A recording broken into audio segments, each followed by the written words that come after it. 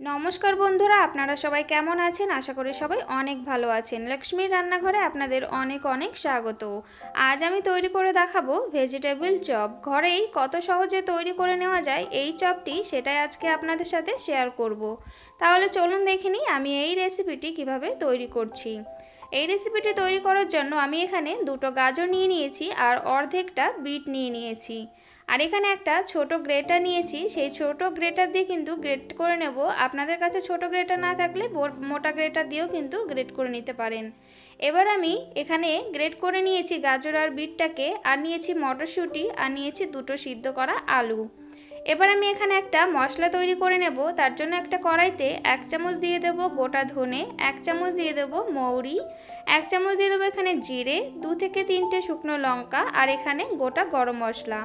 এখানে আছে এলাচ, দারচিনি, লং আর গোলমরিচ। এবার আমি এটাকে হালকা একটু ভেজে নেব। মশলাটা যখন হালকা একটু ভাজা হয়ে যাবে তখন এটাকে আমি নামিয়ে ঠান্ডা করে এটাকে মিক্সিতে গুঁড়ো করে নেব। এবার আমি ওই কড়াইতেই দিয়ে দেব 2 চামচ মতো তেল। তেলটাকে দিয়ে আমি ভালোভাবে নাড়াচাড়া করে নেব আর তেলটাকে একটু ভালোভাবে গরম করে নেব। তেলটা যখন ভালোভাবে গরম হয়ে যাবে তখন এর মধ্যে দিয়ে দেব 1/2 চা চামচ পাঁচফোড়ন। পাঁচফোড়নটা দিয়ে একটু নাড়াচাড়া করে নেব। পাঁচফোড়নের যখন সুন্দর একটা গন্ধ বেরোবে তখন এর মধ্যে দিয়ে দেব গ্রেট করে রাখা আদা আর কুচানোর কাঁচা লঙ্কা। ঝালটা অবশ্যই আপনারা আপনাদের পছন্দ মতোই ব্যবহার করবেন, যে যেমন পছন্দ করেন ঝাল খেতে। একটুখানি নাড়াচাড়া করে নেব আর এখানে আমি গ্রেট করে রাখা গাজর, বিট আর মটরশুঁটিটা এর মধ্যে দিয়ে দেব। দিয়ে আমি ভালোভাবে একটু নাড়াচাড়া করে নেব। বাজার থেকে তো কিনে আপনারা খেয়েই থাকেন, একবার এই পদ্ধতিতে বাড়িতে তৈরি করে খেয়ে দেখবেন, খেতে কিন্তু খুবই ভালো লাগে। আর অল্প উপকরণেই কিন্তু এই রেসিপিটি তৈরি হয়ে যায়। আর এখানে দিয়ে দেবো আমি সামান্য পরিমাণে হলুদ। হলুদটা আপনারা স্কিপও করতে পারেন। আর এখানে স্বাদ মতো লবণ দিয়ে দেবো। আর দিয়ে দেবো 1/2 চা চামচ লাল লঙ্কার গুঁড়ি। আর এখানে 1/2 চা চামচ দিয়ে দেবো জিরে গুঁড়ি, 1/2 চা চামচ দিয়ে দেবো এখানে ধনে গুঁড়ি। আর এখানে একদমই সামান্য পরিমাণে আমি একটু চিনির ব্যবহার করছি। চিনিটা আপনারা কম বেশি ব্যবহার করতে পারেন। আমি এখানে বেশি মিষ্টি করব না, তাই সামান্য পরিমাণে একটু চিনি দিয়ে দিলাম। এবার সবকটা উপকরণ আমি ভালোভাবে গাজর বিটের সাথে মিশিয়ে নেব। ভালোভাবে একটু নাড়াচাড়া করে আমি এখানে 5 মিনিটের জন্য লো আঁচে রেখে ঢাকা দিয়ে হতে দেব, যাতে বিট আর গাজরটা ভালোভাবে সিদ্ধ হয়ে যায়। 5 মিনিট পর আমি ঢাকাটা তুলে নিলাম। এবার আমি এটাকে ততক্ষণ রান্না করে নেব যতক্ষণ না এর যে জলটা আছে সেটা ভালোভাবে শুকিয়ে যাচ্ছে। আর এই পর্যায়ে কিন্তু গাজর আর বিটটা ভালোভাবে সিদ্ধ হয়ে গেছে, মটরশুঁটিটাও কিন্তু ভালোভাবে সিদ্ধ হয়ে গেছে। আমার চ্যানেলের রেসিপি যদি আপনাদের ভালো লেগে থাকে তাহলে অবশ্যই একটি লাইক করে দেবেন। নতুন বন্ধু হয়ে থাকলে চ্যানেলটিকে সাবস্ক্রাইব করে আমার পাশে থাকবেন। আমি ভালোভাবে নাড়াচাড়া করে নিয়েছি। এবার এর মধ্যে দিয়ে দেব যে সিদ্ধ করে রেখেছিলাম দুটো আলু। আলুটাকে আমি ভালোভাবে ম্যাশ করে এখানে দিয়ে দিলাম। আর দিয়ে দেবো এখানে চীনা বাদাম। বাদামটাকে আমি আগে থেকেই ভেজে তুলে রেখেছিলাম, সেই বাদামটাকে দিয়ে দিলাম। এবার আমি আলুর সাথে ভালোভাবে গাজর আর বিটটাকে মিশিয়ে নেব। আপনারা চাইলে কিন্তু এর মধ্যে ফুলকপিটাও ব্যবহার করতে পারেন, বা আপনাদের পছন্দ মতো যে কোনো সবজি কিন্তু এর মধ্যে দিতে পারেন। আমি আলুর সাথে ভালোভাবে মিশিয়ে নিয়েছি। এবার এর মধ্যে যে ভাজা মশলাটা আমি তৈরি করেছিলাম সেই ভাজা মশলাটা 1/2 চা চামচ দিয়ে দেব। আর দিয়ে দেবো এখানে পাউরুটির গুঁড়ো। আমি ব্রেড নিয়ে একটু মিক্সিতে গুঁড়ো করে নিয়েছিলাম, সেই গুঁড়োটা এর মধ্যে 2 চামচ দিয়ে দেব। আর দিয়ে দেবো ধনেপাতা কুচি। পাউরুটির গুঁড়োটা দিলে কিন্তু এর বাইন্ডিংটা খুব ভালো আসবে, আর এটা কিন্তু একদমই ভেঙে যাবে না। এবার আমি সবকটা উপকরণ ভালোভাবে নাড়াচাড়া করে মিশিয়ে নেব। এখানে যদি আপনাদের কাছে ব্রেড না থাকে তাহলে কিন্তু আপনারা এর মধ্যে বিস্কুটের গুঁড়োটাও ব্যবহার করতে পারেন। আমি ভালোভাবে নাড়াচাড়া করে মিশিয়ে নিয়েছি দেখুন। এবার একটা পাত্রে নামিয়ে একটু ঠান্ডা করে নেব। একটা পাত্রে নামিয়ে আমি ঠান্ডা করে নিয়েছি। এবার হাতের সাহায্যে আমি এর শেপটা দিয়ে দেব।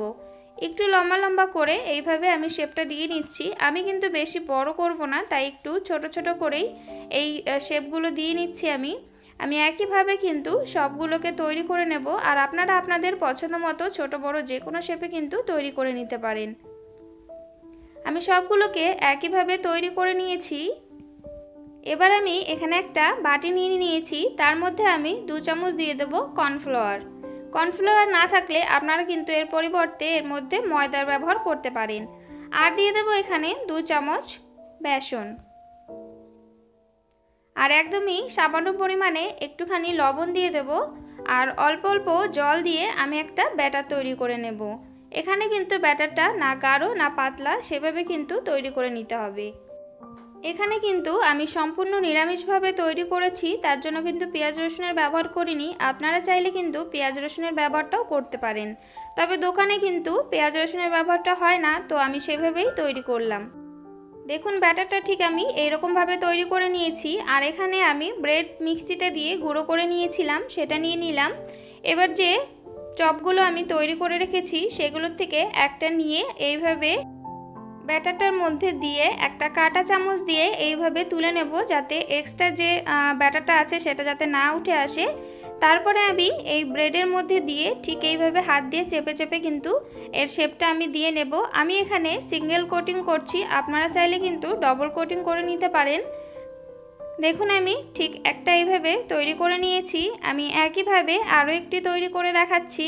প্রথমে কিন্তু চপটাকে ব্যাটারের মধ্যে দিয়ে এইভাবে একটু চামচ দিয়ে উঠিয়ে দিতে হবে ব্যাটারটা। এবার কাঁটা চামচ দিয়ে উঠিয়ে আমি এই ব্রেডের মধ্যে দিয়ে দেব। ব্রেডের গুঁড়োটাকে ভালোভাবে হাত দিয়ে চেপে চেপে এইভাবে লাগিয়ে নিতে হবে। আমি একইভাবে কিন্তু সবগুলোকে তৈরি করে নেব। দেখুন আমি একইভাবে সবগুলোকে তৈরি করে নিয়েছি এখানে। এবার আমি একটা কড়াই নিয়ে নিয়েছি, তার মধ্যে আমি পরিমাণ মতো তেল দিয়ে দেব।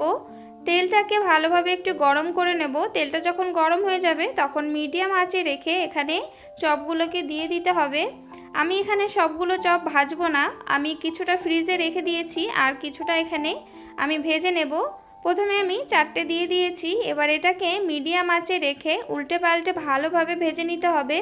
এটা কিন্তু হাই আঁচে রেখে ভাজলে একদমই হবে না, মিডিয়াম আঁচে রেখে আমি ভেজে নিয়েছি। দেখুন চপটা কিন্তু একদম তৈরি হয়ে গেছে। দেখুন কতটা সুন্দর লাগছে। এটা দেখতে যতটা সুন্দর খেতে কিন্তু ততটাই সুন্দর হয়েছিল। আমি বাকিগুলোকেও একইভাবে ভেজে নেব। এখানে আমি 8টি ভেজেছি, বাদবাকি আমি ভাজিনি। আমি একইভাবে সবগুলোকে ভেজে নিয়েছি।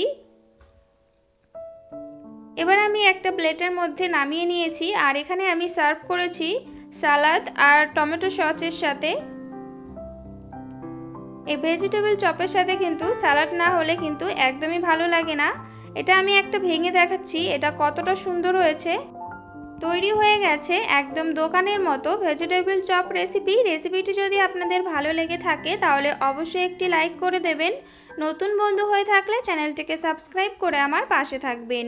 বাড়িতে এইভাবে সন্ধ্যাবেলায় একবার হলেও তৈরি করে খেয়ে দেখবেন, আশা করি অনেক ভালো লাগবে। তাহলে আজ এই পর্যন্ত। ভালো থাকবেন, সুস্থ থাকবেন, আবার চলে আসবো অন্য কোনো রেসিপির সঙ্গে। ততক্ষণে সবাই সাবধানে থাকবেন।